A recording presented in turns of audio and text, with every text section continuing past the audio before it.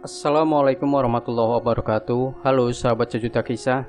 Bahagia sekali kami bisa kembali hadir bersama Anda. Seperti biasa kami akan menyuguhkan cerita-cerita misteri yang menarik untuk Anda simak. Seperti kisah berikut ini yang sudah kami siapkan untuk Anda, berjudul Kutukan Hantu Laut. Saya punya seorang paman yang sudah agak tuli. Beliau dulunya seorang nelayan, namun tahun lalu menjual kapalnya, kemudian pensiun menikmati hari tua. Dulu waktu kecil saya sering mendengar ceritanya. Pada saat beliau melaut di daerah kampung halamannya, sering ditemukan mayat mengambang di laut. Biasanya para nelayan yang berbaik hati akan membawa mayat itu ke darat. Kemudian masing-masing dari mereka menyumbang sedikit uang untuk melakukan pemakaman yang layak, walaupun sederhana, untuk jenazah malang tersebut.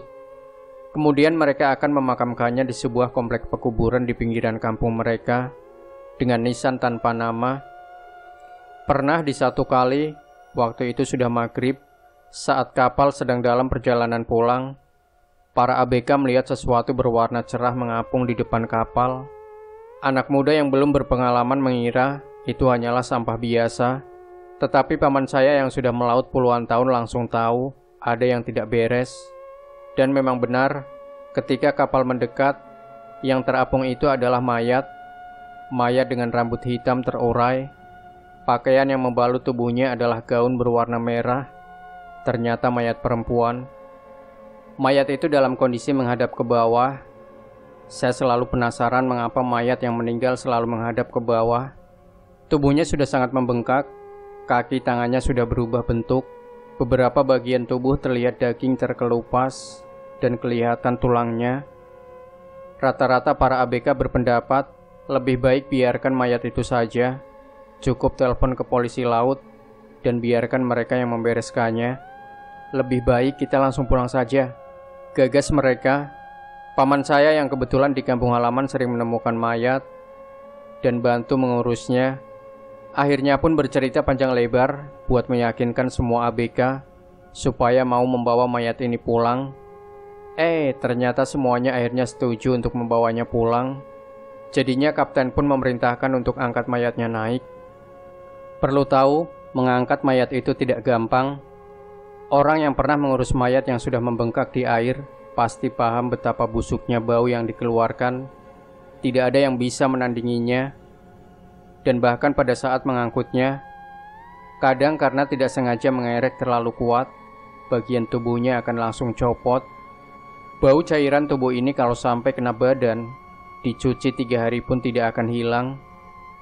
Paman saya akhirnya pindah ke pulau lain, kalau tidak salah Pulau Dompak. Di sini lebih jarang ditemukan mayat di laut.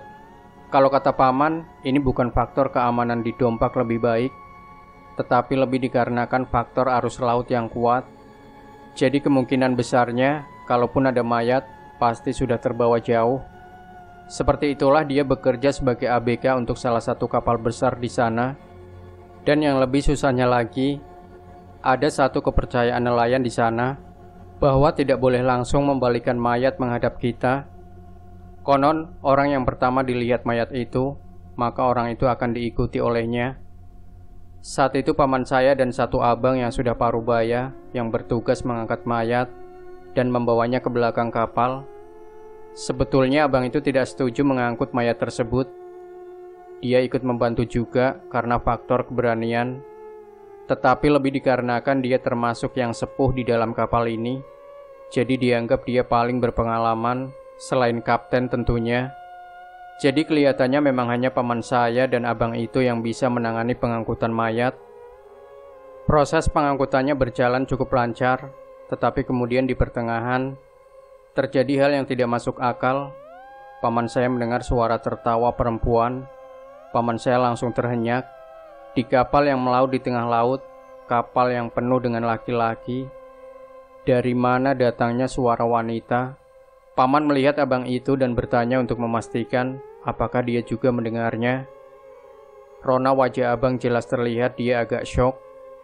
Namun abang itu terlihat berusaha memaksakan diri, kelihatan berani, dan kekeh bilang tidak mendengar suara perempuan tertawa.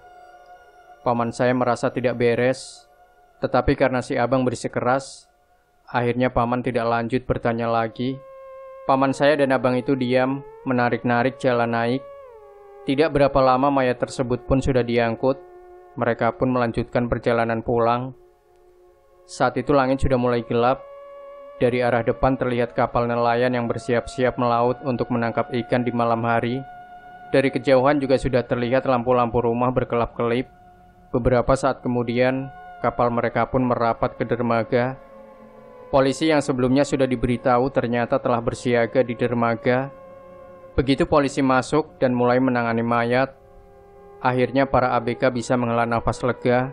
Biarpun kampung situ tidak sering ada penemuan mayat di laut, tetapi para nelayan sesepuh di sana sedikit banyak juga mengerti apa yang harus dilakukan.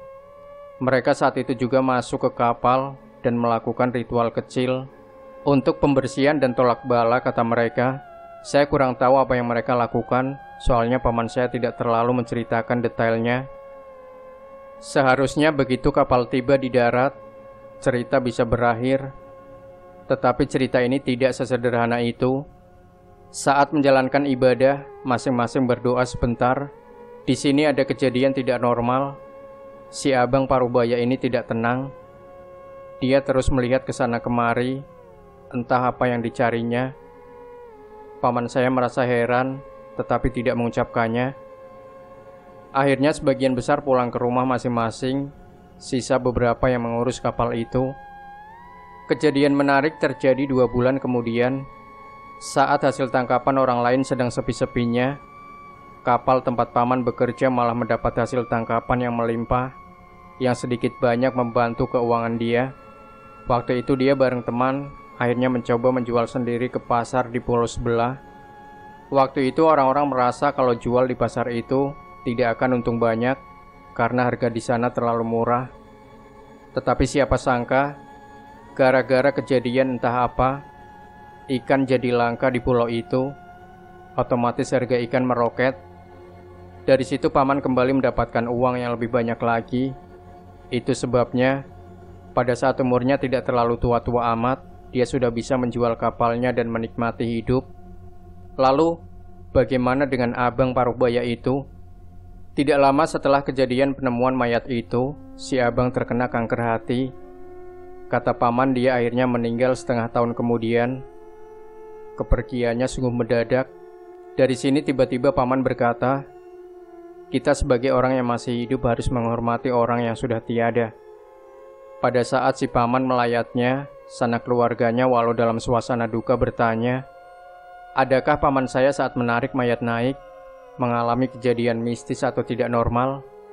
Paman saya tentu saja kaget dengan pertanyaan seperti itu. Keluarganya pun mulai cerita, semenjak pulang ke rumah malam itu, si abang Parubaya ini menjadi tidak enak badan. Karena tidak enak badan, akhirnya dia tidak melaut lagi. Namun tidak sampai situ saja, dia mulai bermabuk-mabukan. Setiap hari selalu minum berbotol-botol bir, sampai suatu hari akhirnya dia tumbang juga. Ketika dirawat di rumah sakit, orang keluarga pun bertanya mengapa dia menjadi begitu. Setelah didesak, akhirnya dia menjawab. Jawabannya sungguh aneh. Dia sudah menyinggung hantu air. Dia pun mengaku di kejadian waktu itu, sebetulnya dari kejauhan dia sudah tahu kalau yang mengambang itu adalah mayat. Dia mengumpat dan memaki dalam hati, berharap kapal tidak mendekati mayat itu dan jalan melewatinya saja. Tetapi siapa sangka paman saya berhasil meyakinkan semua ABK untuk membawa mayat ini pulang. Saat dia menolong mengangkat pun, si abang ini terus mengumpat dalam hati. Si abang ini dengan menyesal berkata, dia sebetulnya saat itu sedang ketakutan dan berharap hantu itu mau memaafkannya. Sungguh tidak ada niat untuk menghina hantu tersebut. Paman saya setelah mendengar cerita itu, akhirnya dia mulai paham. Ternyata semenjak turun dari kapal itu, abang itu sudah takut. Abang itu semenjak turun ternyata merasa seperti ada orang di sampingnya, seperti ada sesosok bayangan berambut panjang dan berpakaian merah. Setiap kali menoleh atau menghadap ke samping, bayangan itu menghilang. Tapi beberapa saat kemudian, ada di sisi sebelah yang satu lagi, begitu terus. Itu sebabnya pada saat ritual, dia terus menengok-nengok tidak diam. Tidak berhenti sampai situ, ketika di rumah, tidur pun dia merasa ada bayangan di sebelahnya. Ketika makan dia selalu merasa di sebelahnya ada bayangan yang melihatnya terus-menerus. Itu sebabnya dia akhirnya mulai minum alkohol dengan harapan dia tidak sadarkan diri dan tidak melihat bayangan itu. Bahkan yang lebih seramnya lagi, ketika dia sedang di rumah sakit saat itu, bayangan berbaju merah itu tidak hilang. Ia terus-menerus berdiri di sebelahnya. Walaupun tidak terlihat jelas, dia tahu bayangan berambut panjang itu menatapnya. Mendengar cerita sampai situ, paman saya sangat terkejut. Itu sebabnya paman saya menasehati, janganlah sembarangan komentar pada orang yang tiada, bahkan di dalam hati sekalipun, apalagi menghina atau mengumpat. Kita sebagai manusia yang hidup di dunia, cepat lambat juga akan menjadi jenazah. Jadi untuk apa berlaku tidak hormat dan malah memberikan komentar usil kepada jenazah orang yang sudah meninggal. Demikian sahabat Sejuta Kisah. Jangan lupa tinggalkan komentar Anda, like, share video ini, subscribe channel Sejuta Kisah, dan nantikan kembali cerita-cerita misteri terbaru dari kami. Wassalamualaikum warahmatullahi wabarakatuh.